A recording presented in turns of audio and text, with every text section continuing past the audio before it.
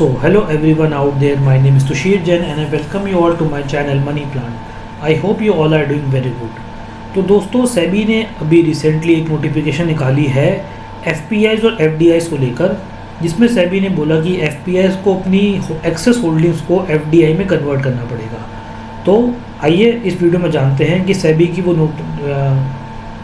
तो चलिए इस वीडियो में हम जानने की कोशिश करते हैं कि सेबी ने FPIs को लेकर इस नोटिफिकेशन में क्या कुछ बोला है। तो चलिए वीडियो को स्टार्ट करते हैं। देखिए सेबी ने अब बोला, सेबी और RBI ने मिलकर एक नोटिफिकेशन निकाली जिसमें उन लोगों ने स्पेसिफाई किया कि जो हमारे फॉरेन पोर्टफोलियो इन्वेस्टर्स हैं उनकी जो होल्डिंग्स हैं वो अगर एक स्पेसिफिक थ्रेशोल्ड से एक्सीड हो जाती है तो उनको अपनी एंटायर होल्डिंग्स को FDI यानी फॉरेन डायरेक्ट इन्वेस्टमेंट में कन्वर्ट करना पड़ेगा गवर्नमेंट की परमिशन से। ठीक है, गवर्नमेंट की परमिशन लेकर और जिस कंपनी पैसा उन्होंने इन्वेस्ट कर रखा है वहाँ से उन सबके साथ उनको एक तालमेल बिठाकर, ठीक है, सिनर्जी बिठाकर उनको अपनी होल्डिंग को FDI में कन्वर्ट करना पड़ेगा। ये सब तभी लागू होगा जब FPIs की होल्डिंग जो है मिनिमम थ्रेशोल्ड से क्रॉस हो जाएगी तब। जैसे कि अभी जो करंटली आपका FEMA यानी कि फॉरेन एक्सचेंज मैनेजमेंट एक्ट में गाइडलाइंस के अकॉर्डिंग FPIs जो है किसी भी कंपनी का मैक्सिमम उनकी पेड अप कैपिटल का 10% तक ही ओन कर सकते हैं, होल्ड कर सकते हैं।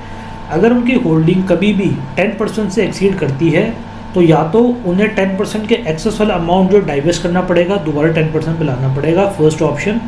सेकंड ऑप्शन, या तो वो जो भी उनका टोटल हो गया 10 से 12% हो गया तो उनको अपनी 12 टू मतलब पूरी 12 की 12% होल्डिंग को उनको FDI यानी कि फॉरेन डायरेक्ट इन्वेस्टमेंट में उनको क्लासीफाई करना पड़ेगा। इसके लिए उनको 5 डेज़ का टाइम दिया जाएगा, जब से उनकी होल्डिंग एक्सीड हुई है तब से लेकर 5 डेज़ का टाइम उनको देंगे।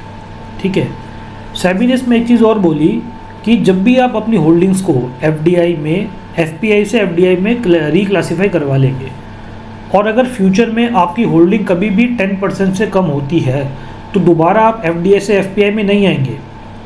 आपकी होल्डिंग अगर एक बार FPI से FDI में क्लासीफाई हो गई तो लाइफ टाइम आपकी होल्डिंग जो है FDI में ही काउंट रहेगी, अगर आपकी थ्रेशोल्ड 10% से कम भी जाती है तो। ये सेबी ने बोला इसमें third point. Fourth point SEBI ने बोला कि वैसे तो कुछ एक सेक्टर ऐसे हैं जिसमें कि FPI या FDI को इन्वेस्ट करना मना है, बट आप इस चीज़ में इन्वेस्ट कर सकते हैं with the prior approval of central government and SEBI. ठीक है, इसमें सेबी ने हमें एक एग्जांपल दिया है, investment from land bordering country. ये कोई एक आपकी इन्वेस्टमेंट क्लास है। इसमें सेबी ने बोला कि इसमें ना एक लिमिट तय की जाएगी जिसके लिमिट के ही हिसाब से इसमें आप इन्वेस्ट कर सकते हैं। एंड इसमें इन्वेस्ट करने से पहले आपको सेंट्रल गवर्नमेंट की सेबी RBI की परमिशन लेनी पड़ेगी।